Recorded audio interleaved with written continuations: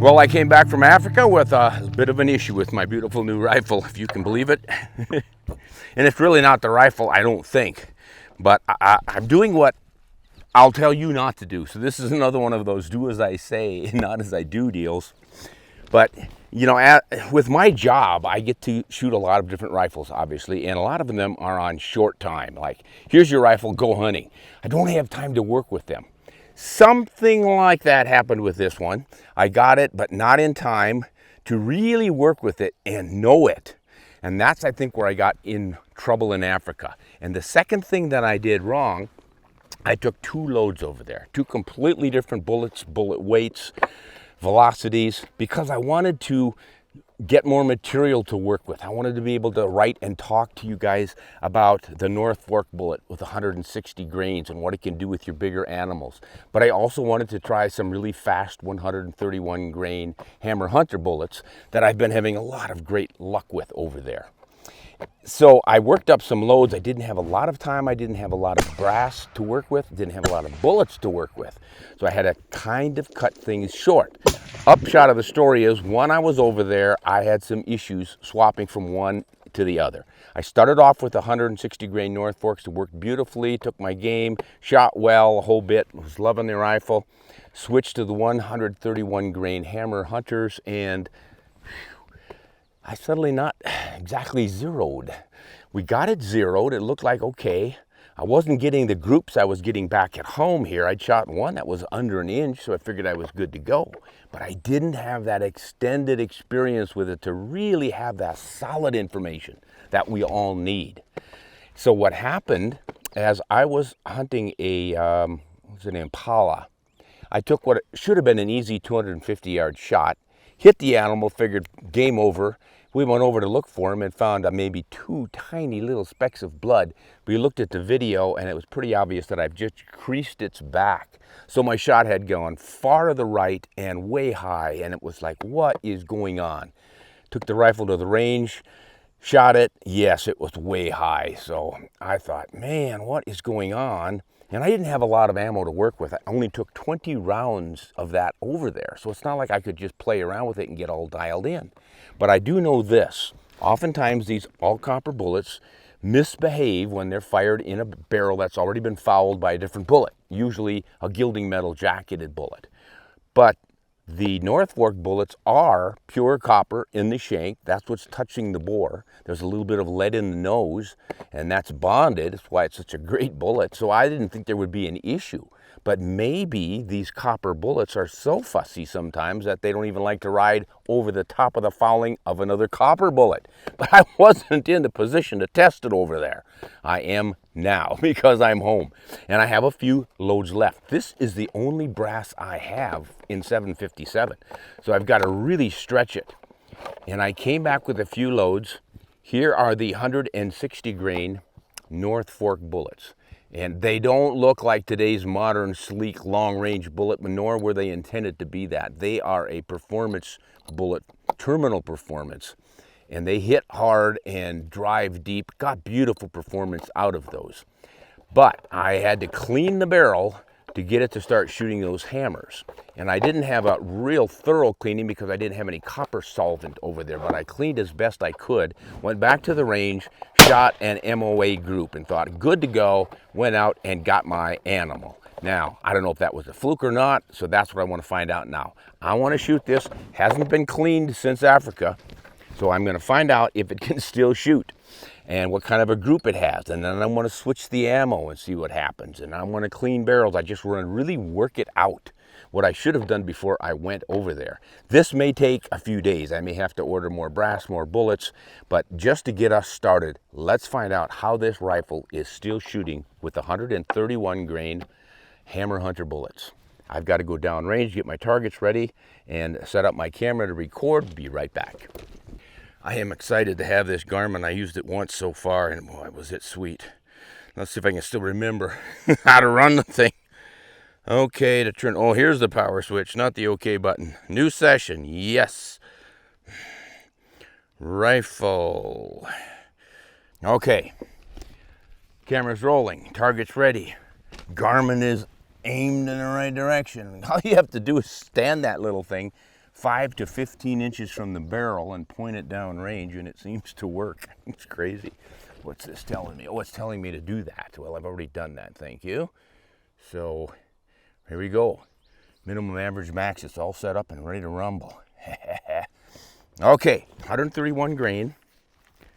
Turn on my sound here from my shell shock so I can hear you guys talking to me. Now I should probably take this sling off. It's not really dragging on anything. I've got it off to the side, but what the heck? Let's do it. We're just going for pure performance on the rifle now. What is it doing after sitting at home on its return from Africa? Single shot, so we don't have to load the magazine, just have to load the chamber. Crank that scope up, looking good. All right. Better put my little pad on my elbow here so I don't get elbow burn. I always had a scraped elbow from shooting on these bench tops. That should make the difference.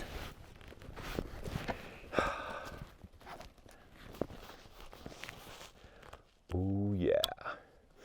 Here we go, folks. Center of the target.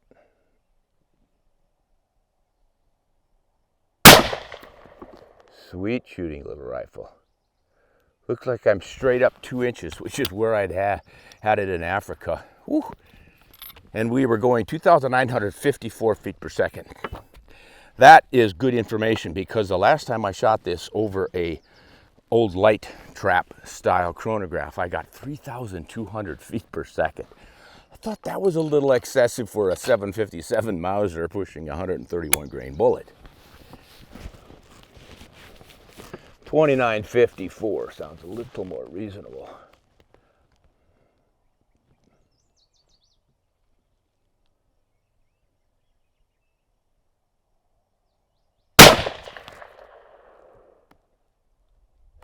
I don't know, that looked like it was off to the side. Problem I'm having here, I've got backlight on my target and I'm seeing some old holes shining through the back and through the paper. So I really can't tell exactly what's hitting where.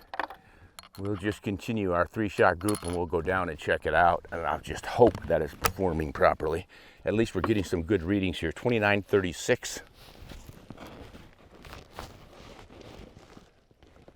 Yeah, there's so many could-be holes shining through that thing right now, it could almost scare you.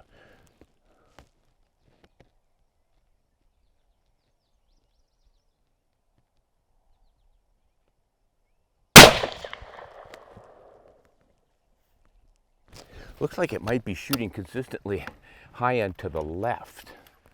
But let's go down and find out, shall we? All right, 1.5-inch group. Not everybody's favorite sub-MOA group, but not bad at all, and it was shooting where it was back in Africa, so there's consistency. But now I'm shooting over the same fouling I had before after I got the barrel clean and it started shooting well. So, okay, what happens when I switch to a different bullet? I don't know if the North Forks are going to not accept a fouled barrel and shoot well or not, but let's just find out. We'll also change this up. End our session here. Okay, 160 grain North Fork bullets. No change in the zero. Looks like I've got about 6 of these left. So we won't be doing a heck of a lot of shooting, but we'll be doing some.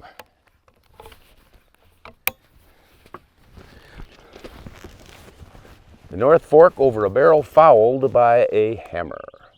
Copper on copper, but what alloys are in those coppers? Yeah, let's see. I'm going to shoot for the left point of the biggest diamond in the center so I don't get my holes confused here.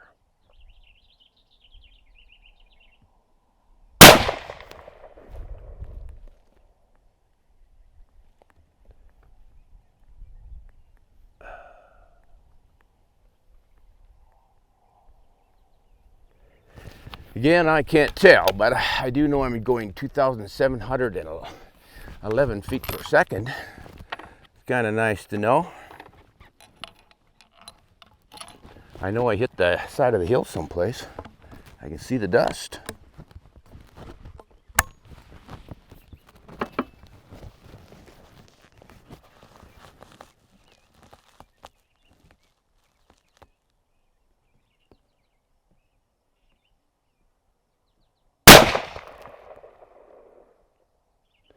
Looks like they're going off to the left, but then I thought that on the last ones too, and they weren't. 2703. I had this one figured as the load doing 2,700 feet per second, so we're right in the ballpark on this one. And this load took down an eland and a zebra and a giraffe, all one-shot kills, and a couple of oryx, big animals. I can see myself wiggling about quarter of MOA to half MOA on that target. Just a little bit of shaking, and that comes from the rounded bottom on the fore end inside of here. This is obviously a stalking rifle, not a bench rest rifle, but shooting pretty well, and it sure worked for me well in Africa, and it's a delight to carry. Once again, we'll go down there and see what we're doing. It does not look like I'm seeing a good group from here, but again, the target the way it looks, who knows? Well, a couple of things I want to say here. One is my wife keeps asking me why the heck I run down there to look at those targets all the time when I could put up a spotting scope. And my answer is always the same. If I keep using all the tools I have to keep myself from exercising, I won't exercise. So that's kind of my excuse. The other thing is I just hate to bring all that equipment out here. I've already got 2-3 tripods and cameras and everything else. But the upshot is this rifle does not seem to like to shoot different bullets. So I had not shot the 160 grain North Fork bullets after fouling the barrel with the hammers. This was the first time I've done that, but that opened its groups up from 1.25 to inch, and now it's at about 2 inches, and it's shooting higher than the 131s. The higher part's no big deal. But I want to find out what it'll do with a clean barrel. So what I'm going to do now is I'm going to clean this barrel down to bare metal again, get all the fouling out.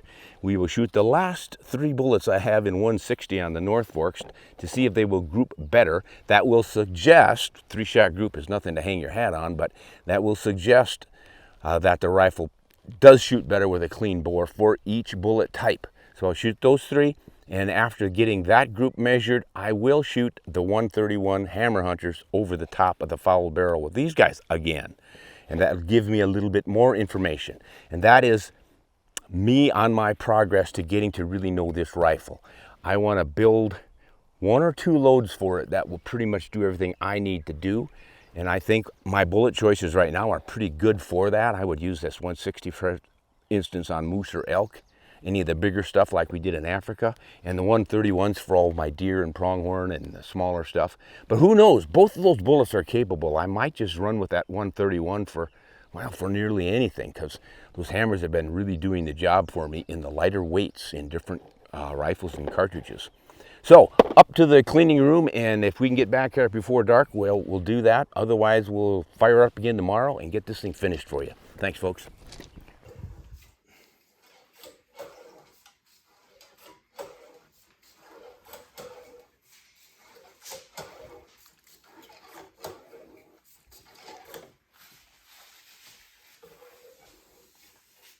Okay, clean that barrel down to bare metal. I will admit there's just a little faint blue still coming out with the copper cleaner, but I think that's more than good enough. It's just getting the last of the little cracks out. Now, a little bit of an issue here. I only have 3 rounds left, so we don't have enough for fouling. So I don't know that we can really count this group. But I think what I'll do is I'll shoot these 3 just to see how roughly they hit. And maybe the fouling shot, cold barrel fouling shot, will be quite a bit out of the other 2, and it'll give us a bit of an idea. But then I think I can reload some tomorrow, and we can come at it again using this same barrel before I shoot the 131 grain hammers, and that might tell the tale. So, chronograph's ready, camera down range is ready. I think everything's ready. First shot down the freshly cleaned barrel. Whew. I'll go for the right side of the diamond in the metal. Just the opposite of what I shot last time. It should shoot high.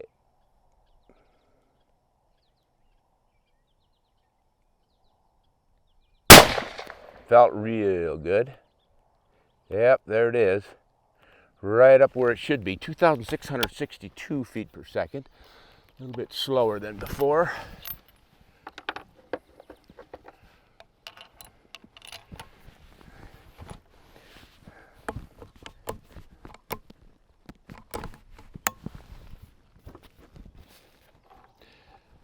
Don't want to lose my brass because I don't have much of it. Need to go on a brass hunt here.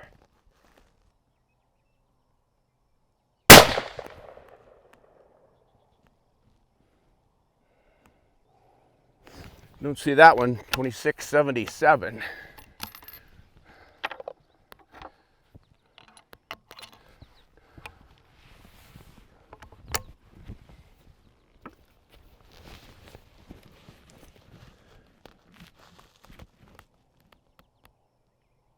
Maybe it went in the same hole. Oh, wouldn't that be sweet? That one's an inch and an eighth below it at about 6:30, 7 o'clock. So maybe that other one did go in there. I don't know, 2651. So we've slowed down. That's kind of interesting. Now, there's some theory that when you have fouling in your barrel, you've lubricated it. The gilding metal or the copper in the barrel is a bit of a lubricant. Maybe that's what's happening, and as it's picking up speed, maybe. Let me see what my average has been here. 2663, last time was 2700, so we're about 37, 40 feet per second slower. Kind of odd. But let's go down there and see where that second shot hit. Well, this is both weird and disappointing. First shot, didn't know where the second shot hit. Third shot, look over here. This is an earlier group. I believe I had 1, 2, 3. One of these two was from this 160 grain North Fork bullet that should have been over here. What can I attribute that to? Your guess is as good as mine, and my guess is not very good. Fouling shot, okay, that makes sense. Next shot, but what? So prior to that, we were getting this, and that's about getting to a 2-inch group. So a little worried about that particular load. Worked well in Africa, but it's not working now, and that's what I mean. You've got to really know your rifle. Give it some time. Over the years, I've seen a lot of great rifles that started off shooting pretty poorly until you got everything dialed in just right. Looks like that's what we're going to be doing here.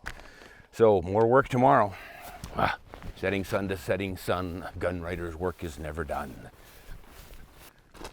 Hey guys, as promised, I built some loads with the 160 grain North Fork. There they all are, big 3. It's all I'm going to shoot. We fouled the barrel yesterday. Didn't get the greatest group. Now before, I thought I'd shot a 1-inch group. I looked at my records and it was 1.5-inch groups. That's the best I was able to do. I talked to the builder of this rifle, Ward Dobler at Park West, and he said he had worked with some 160 grain North Forks, and they didn't group all that well for him either. So it might be that this rifle just doesn't like these bullets. But then again, I was in Africa hunting with them, shot beautifully for taking game. And I said before, 1 MOA on a target sounds like wonderful, we should have it. But when you're shooting a big animal inside of 300 yards, 1.5 inches is, history has proven it, plenty accurate enough. Nonetheless, we all want better accuracy. So I'm going to try again now that we've got the barrel fouled. We're going to be shooting for a tight group. Nothing else is different. Get my ears on here. Here we go. Oh yeah. All right. Now I also asked Ward if he used the hold the front end down technique, and he said no. He shoots the way I do, and he's getting really good groups. Now that gentleman shoots every rifle they built at Park West. So he really knows his stuff. And if this is good enough for Ward, good enough for me. I have always shot my rifles from the bench this way. Even some really heavy kickers and some real lightweights. But occasionally folks say, hey, you're going to get better accuracy if you try this, that, or the other thing. All right, we'll go dead center here. Now I can see myself shaking just enough to cover. I'd say we're looking at a 1/2 MOA perhaps movement left and right. It felt awfully close to dead on. It looks like I've got a hole straight up. at 26.98. So even though I used the same load that I had taken to Africa, I'm getting about, on average, I think about 60 feet per second more speed than we got last night shooting this same load. These are reloads. I don't see any reason why they would go faster. Same primers, same powder. Didn't clean the barrel. Made some dust in the air out there. Oh, I see that shot. I was, again, seeing light through the paper. But it looks like my shot is up where they were last night, in that same left upper diamond, just off to the side, even though I'm aiming at the center. That's just a zeroing issue.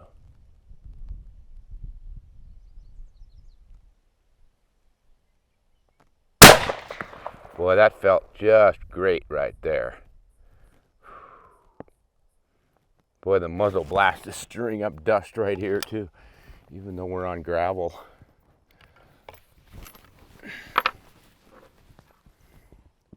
That one was 27.14. Now I had chronographed these at 2,700 feet per second average before going to Africa. So I think we're pretty close to doing the right thing with the velocities. It's just the grouping issue now.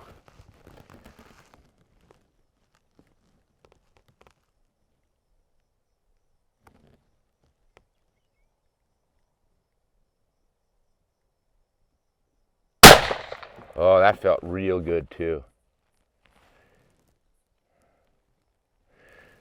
Yeah, it looks it's about an inch and a quarter from that first one. I have not seen the second shot yet, so we'll go down and check that one out, and then we're going to shoot some 131 grain hammers. The next test we want is to see if the hammer bullets shoot poorly over a bore that's been fouled with the North Fork bullets. That's kind of the research I'm doing.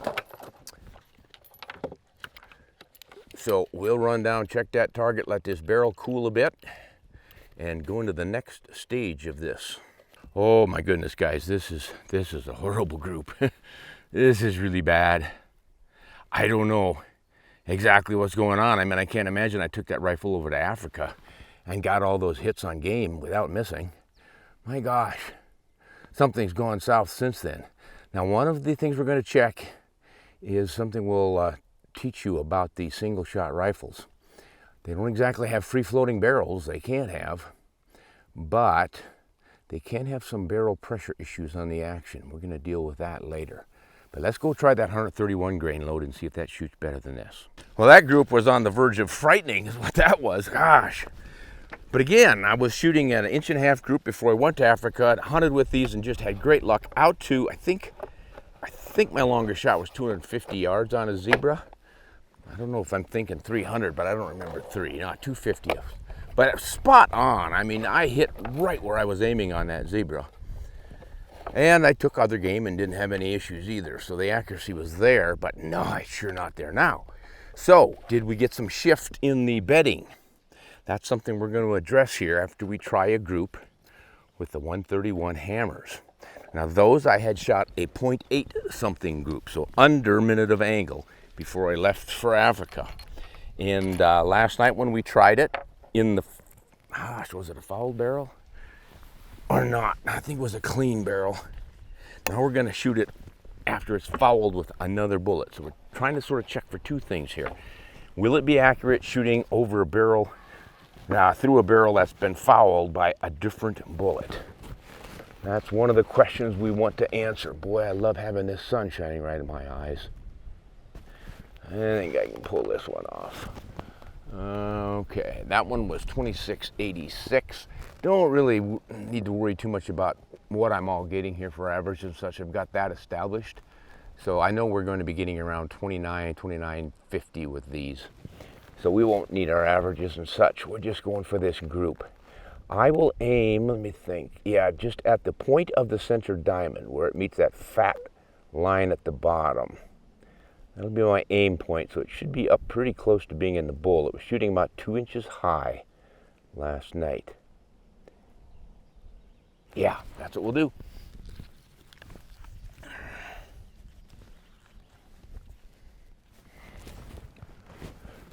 All snug up against the bench here. Nice light hold on the rifle. Squeeze those rabbit ears to fine tune it.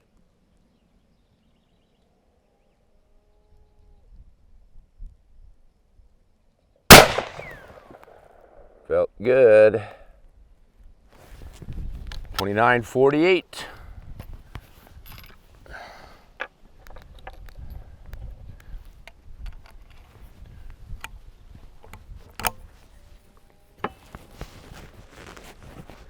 Now you notice I've got back a bit closer to the receiver. That might help a little bit. We will find out.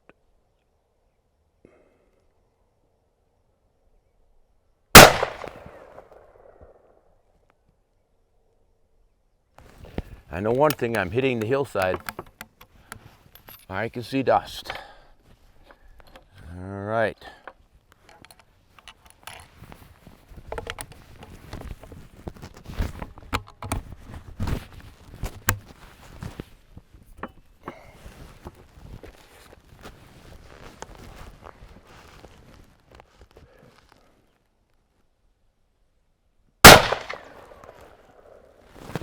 All right, 29.18.